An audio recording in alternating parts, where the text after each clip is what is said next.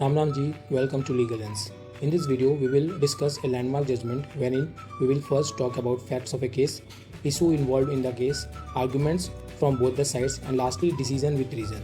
This video will be useful for the students preparing for judiciary as well as CLAT, and also for advocates preparing for AOR examination.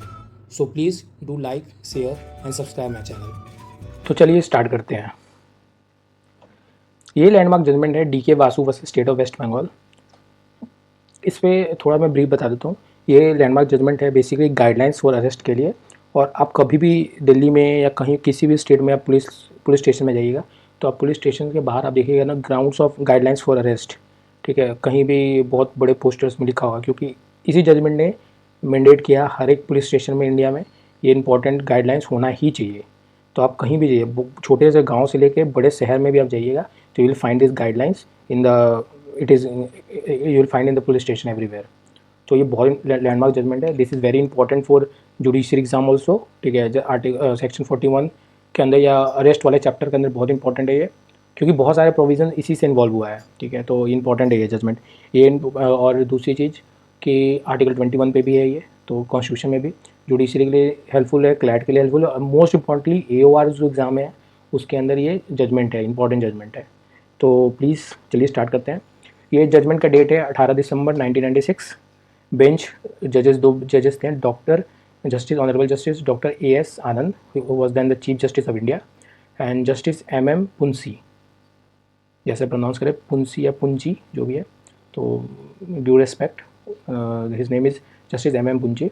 तो देवर 2 जजेस। Facts of the case क्या है कि जो DK Basu हैं ये executive chairman थे legal aid service West Bengal में। इन्होंने क्या किया, इन्होंने honourable chief justice of India को अगस्त में 1996 में इन्होंने एक एप्लीकेशन लिखा या एक रिप्रेजेंटेशन दिया कि ड्यू टू, मतलब कि नंबर ऑफ अरेस्ट जो है custodial death and police brutality के अगेंस्ट, इन्होंने एक एप्लीकेशन या रिप्रेजेंटेशन दिया कि they are trying to draw attention of the honourable court कि ऐसे ऐसे कस्टोडियल डेथ वेस्ट बंगाल में हो रहा है और पुलिस ब्रूटैलिटी है, तो आप इसको देखिए। तो क्योंकि सुप्रीम कोर्ट के पास सुमो टू कॉग्निजेंस लेने का भी पावर है, तो द कोर्ट क्या किया, कोर्ट ने उस लेटर को एक एज ए PIL ले लिया, ठीक है, क्योंकि कोर्ट के पास पावर है कि आप किसी लेटर को, या कोर्ट के पास इनहेरेंट पावर बहुत ज़्यादा है सुप्रीम कोर्ट के पास, तो कोर्ट ने उस पर्टिकुलर लेटर को एज ए PIL कंसिडर करके कोर्ट ने अपना ऑब्जर्वेशन या जजमेंट इस पर दिया है। कोर्ट ने इसको PIL लेकर नोटिस किया तो सारे गवर्नमेंट्स, मतलब वेस्ट बंगाल गवर्नमेंट आ गई और इसके बाद कोर्ट ने अपना जजमेंट अनाउंस किया इस पर। तो इसमें 3 लीगल इश्यूज़ है। पहला लीगल इशूज़ ये है कि क्या स्टेट गवर्नमेंट है वो वेदर ही और she will be liable for custodial torture and death by police official, पहली चीज़। दूसरा चीज़, what procedural safeguards must be adopted to prevent custodial violence. तीसरा है compensation, whether compensation can be awarded for violation of fundamental rights under article 21। इस पर landmark judgment है और रूरल सावर से स्टेट ऑफ बिहार। इसमें किसी बंदे को आफ्टर बेल ऑल्सो बहुत सारे मंथ्स के लिए, ईयर्स के लिए इनफैक्ट वो जेल में रहा था, तो कोर्ट ने, ऑनरेबल सुप्रीम कोर्ट ने कॉम्पनसेशन दिया। It was for the first time कि सुप्रीम कोर्ट ने स्टेट गवर्नमेंट को बोला था कि आप उनको कॉम्पनसेशन दे। तो ये इशूज़ तो मेरे हिसाब से रूरल सा में एड्रेस हो चुका है, but this was the issues which were involve in this case. तो पिटिशनर ने आर्गूमेंट क्या किया, पिटिशनर बोले तो DK बासु ने, इनके तरफ से जो लॉयर थे उन्होंने क्या आर्ग्यू किया कि दैट कस्टोडियल डेथ जो होता है वो डायरेक्ट वायलेशन ऑफ आर्टिकल 21 है, right to life and personal liberty. दूसरा ये कहा, मैं ब्रीफ में बता दूँ, बाद में फिर मैं डिटेल में बताऊँगा, ये कि police officer arbitrarily and brutally किसी को अरेस्ट करते हैं, उसके बाद डेथ करते हैं, ठीक है, और इन्वेस्टिगेशन के दौरान, ठीक है। तीसरा इन्होंने ये कि जो अरेस्ट का जो प्रोसीजर है, लैक ऑफ सेफ गार्ड है उसके अंदर, कि ड्यूरिंग अरेस्ट वो कैसे किसी भी तरह से अरेस्ट कर लेते हैं, पकड़ के मारपीट करते हैं थाने के अंदर। एंड दिस इज़ वेरी, मतलब कि अब क्या है कि मैंने अब क्या देखा है कि अभी भी बहुत सारे कस्टोडियल डेथ होते हैं। अभी रिसेंटली बिहार में भी एक जगह हुआ था, गोपालगंज में। तो अब क्या है, after custodial death human rights commission आती है, मजिस्ट्रेट इंक्वायरी होता है, अब प्रोसीजर हो गया। But after this was only after this judgment कि अब ह्यूमन राइट्स कमीशन आ जाती है और मजिस्ट्रेट इंक्वायरी होती है, प्रॉपर प्रोसीजर है। If it is in violation of article 21 तो फिर तो मुश्किल है।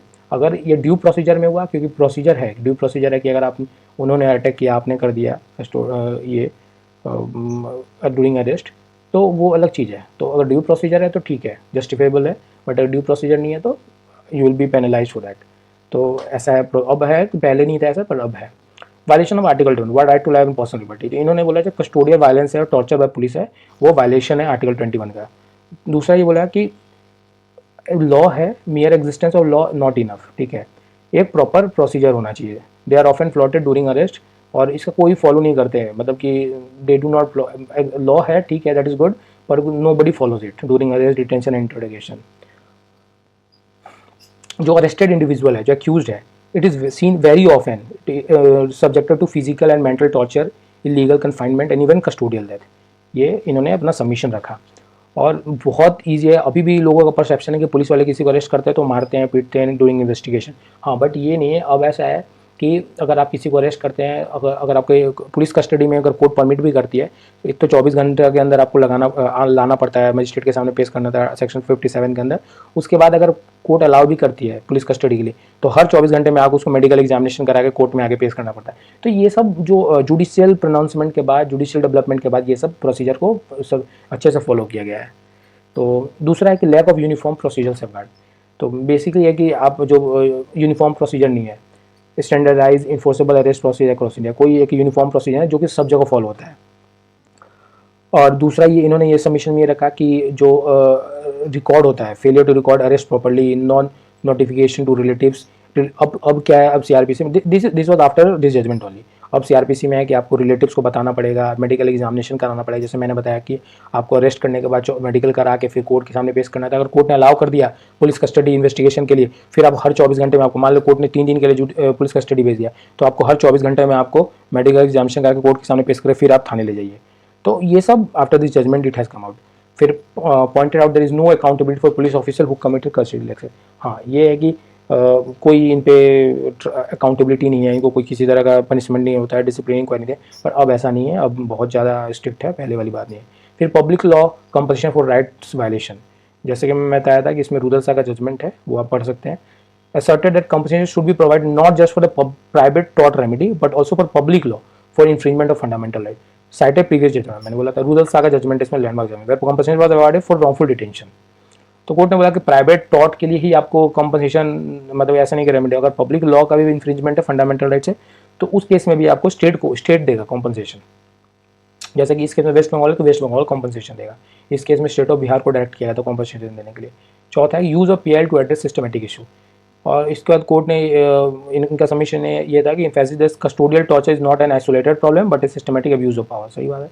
Since victims are often from poor और marginalised section, they lack the resources to approach courts, hence public interest litigation was the only way to raise the issue effectively। क्योंकि मैंने जैसे बताया कि एक बहुत इंपॉर्टेंट चीज़ बताता हूँ, पीआईएल जो होता है उसमें कोई नहीं है कि आप, जैसे कि आप एसएलपी फाइल करते हैं तो बहुत सारा प्रोसीजर है एसएलपी बनाने के लिए।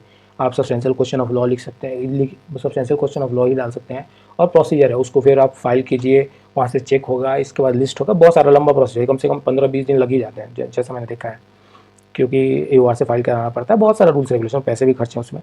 बट पीआईएल क्या है कि only on the basis of letter, आपने कुछ लेटर लिख दिया, आपने दीवार पे लिख दिया, ठीक है, तो that can be also considered as PIL, उसको कोर्ट कंसिडर कर सकता है।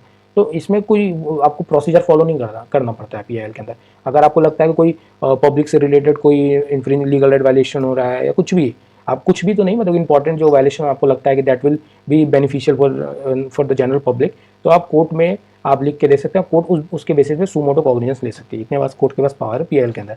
तो इन्होंने बोला कि सबमिशन रखा कि कोर्ट को इस पीआईएल का जो प्रोसीजर है इसको ज़्यादा से ज़्यादा लोगों को जागरूक करना चाहिए कि आप यूज़ कर सकते हैं। और क्योंकि बहुत लोग पुअर होते हैं, मार्जिनलाइज सेक्शन के पास उतना पैसे नहीं होता, इनको पता भी नहीं होता है कैसे जाएँ, ठीक है। लैक ऑफ रिसोर्सेज का वर्ड, इसका मतलब यही हुआ कि पैसे नहीं होते, सही बात है, इसमें कोई डाउट नहीं है। Need for judicial enforceable guidelines, तो इसमें बोला advocate for the creation of uniform set of guidelines to be follow during arrest India. इन्होंने बोला कि आप एक set guidelines, uniform set guidelines आप डायरेक्ट कीजिए जो कि सब जगह फॉलो होगा throughout India.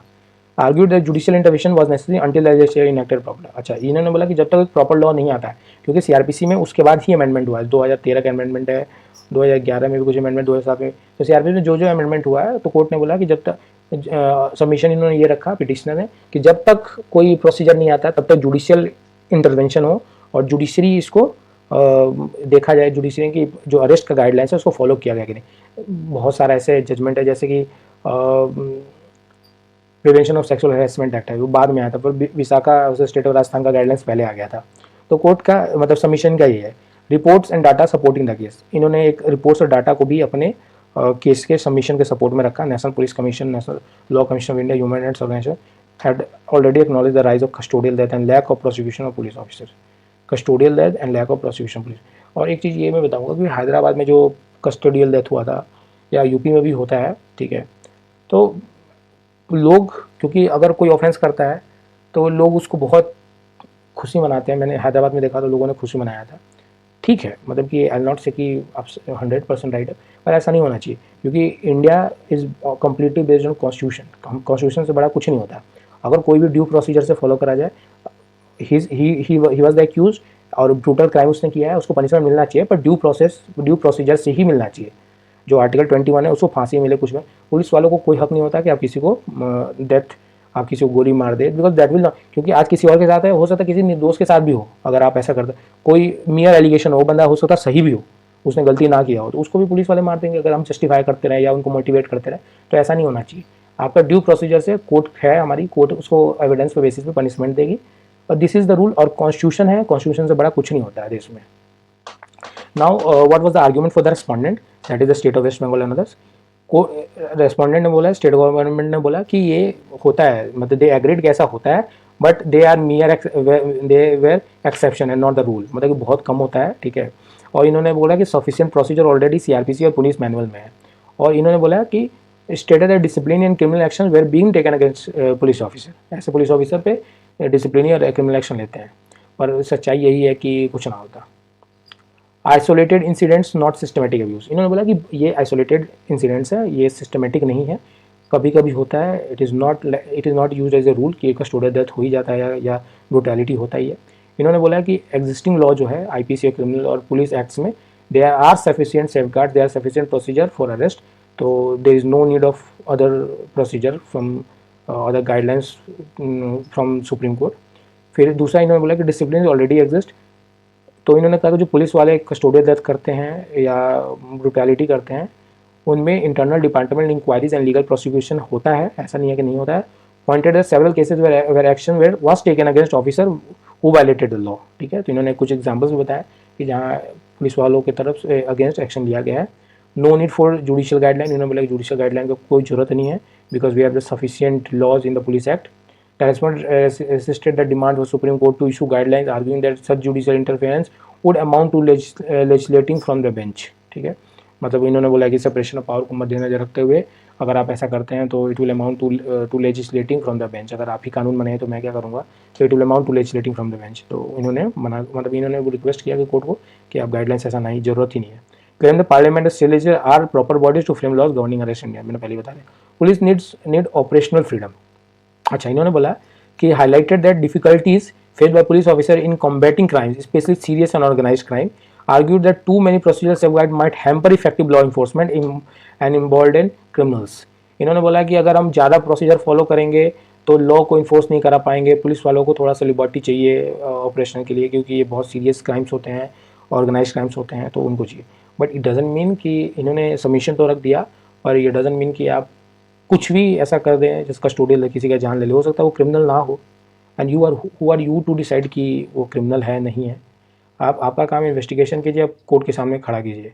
Court will decide on the basis of evidence. Court will also not define himself और on the basis, court will decide on the basis of evidence presented, and mind में रखते हुए laws को और discretion को, judicial discretion को। Possibility of misuse by detainees. Claimed that creating too many safeguards would lead to false allegation of custodial torture, thereby demoralizing honest officer. इन्होंने बोला कि अगर ऐसा आप करिएगा तो पुलिस ऑफिसर जो होते हैं वो डिमोरलाइज्ड हो जाएंगे, वो ज़्यादा अच्छे से काम नहीं कर पाएंगे और बेसिकली एक्यूज ज़्यादा इसका फ़ायदा उठाएंगे। expressed concern that criminal would use legal procedure to evade justice and manipulate the system. बताइए की ऑब्जर्वेशन कोड का क्या था? Custodial violence is a naked violation of human dignity and degrades human rights. सही बात है. आर्टिकल 21 के against है. Guarantee protection not only executive action but also human treatment by law enforcement agency. It is not enough to have constitutional guarantee, effective procedure must be enforced. Court ने बोला कि procedural safeguard होना चाहिए. ठीक है, खाली constitution के अंदर होने से कुछ ना होता, एक इफेक्टिव प्रोसीजर सेफगार्ड होना चाहिए. Compensation can be awarded under public law for violation of fundamental rights even if separate criminal civil remedies are available. अगर अलग कानून भी है, क्रिमिनल केसेस भी है, सेपरेट सिविल रेमेडीज भी है आपके पास, फिर भी आपको कंपनसेशन मिलेगा, स्टेट गवर्नमेंट देगी for violation of public law. ठीक है, for violating of fundamental rights. Judgment ने सुप्रीम कोर्ट का 11 डिटेल गाइडलाइंस को जजमेंट ने रखा है. पर्टिकुलर सुप्रीम कोर्ट के laid on 11 detail guidelines to be follow during arrest and detention including police identification. Police person must wear accurate and visible identification and names tag. ये section 41 है. 41 B है sir. Memo of arrest होना चाहिए, इसमें sign होना चाहिए witness का, counter sign by arrested person, accused है जो, टाइम ऑफ अरेस्ट होना चाहिए, मेमो प्रिपेयर्ड होना चाहिए. राइट टू इन्फॉर्म, उसके रिलेटिव फ्रेंड्स को, वेल विशर को इन्फॉर्म होना चाहिए. Time and place must be communicated to relative, कब अरेस्ट किया गया, कहाँ से अरेस्ट किया. मेडिकल एग्जामिनेशन होना चाहिए, medical exam every 48 hours. inspection memo, every inquiry must be recorded in inspection memo and signed by both the arrestee and the officer. Legal aid NSS, the person should be allowed to meet the lawyer during interrogation. उनको मिलना चाहिए. अगर वो उनके पास पैसे ना हो, गरीब हो, तो उनको लीगल एड का सुविधा मिलेगा. अब कमेंट बॉक्स में बताइए कि कौन सा आर्टिकल लीगल एड को, आर्टिकल कॉन्स्टिट्यूशन के अंदर बताता है कि राइट टू लीगल एड है सिटीजन्स को. पुलिस डायरी एंट्री होना चाहिए. अरेस्ट के बाद should be record in police diary. Judicial magistrate oversight, all this guideline must be reported to the magistrate. अगर आपने सारा गाइडलाइंस फॉलो करके मजिस्ट्रेट को बताना है, all this guideline must be reported to magistrate. Awareness, copies of this right must be displayed in police station in the court. मैंने आपको starting में बताया था कि पुलिस स्टेशन में सब जगह ये पेस्ट होता है आजकल क्या है, थ्रू आउट इंडिया है जब से जजमेंट आया. Training and compliance, all officer must be train and non compliance में attract departmental and legal action. बहुत है, 11 गाइडलाइंस बहुत इंपॉर्टेंट है. Conclusion, in the supreme Court held that custodial torture and deaths are clear violation of right of life and fundamental right, article 21. इसमें court ने ये बोला कि state is vicariously liable for action of its official and can be directed to pay monetary compensation to the victim and their families. This guidelines laid down are binding under article 141 of the constitution and are to be treated as enforceable under parliament enact a proper law in this regard. अच्छा, बस basically वही विशाखा वाला ही हुआ इसमें कि court ने बोला ये गाइडलाइंस मैंडेटरी है जब तक पार्लियामेंट इस पर कोई प्रॉपर लॉ इनैक्ट नहीं करती है. तो law judgment given by the supreme court is a law under article 141. Impact क्या है? Marked as a milestone in human rights jurisprudence in India. recognized the public law remedies are available for violation of fundamental right. Provided a framework to reduce arbitrary arrest and custodial violence, not taught in law school and applied in public reforms. Basically यही है कि इस particular judgement से 11 guidelines आए हैं जो police station में police वालों को फॉलो करना है आपको. अब ये सारा जो प्रोविजंस है इस गाइडलाइंस है, इसको हमने CRPC में after many criminal law amendment हमने इसको इंक्लूड कर दिया है. इसमें 41 A B C D है, 57 है, बहुत सारे प्रोविजन के तहत हमने इसको इंक्लूड कर दिया CRPC के अंदर. तो अब तो ये क्योंकि अब कानून का रूप ले लिया पर फिर भी ये गाइडलाइन DK वासु वेस्ट बंगाल. अगर नेक्स्ट टाइम जब भी आप पुलिस स्टेशन जाइएगा यू डू फाइंड इट कि कहीं देखिए कि कहाँ है नहीं. अगर नहीं है तो आप रिपोर्ट भी कर सकते हैं या पूछ सकते हैं कंसर्न SHO से कि ये गाइडलाइंस कहाँ है, क्योंकि इस कोर्ट ने मैंडेट किया है, इस जजमेंट ने ऑनरेबल सुप्रीम कोर्ट ने. So thank you. जय हिंद, जय भारत.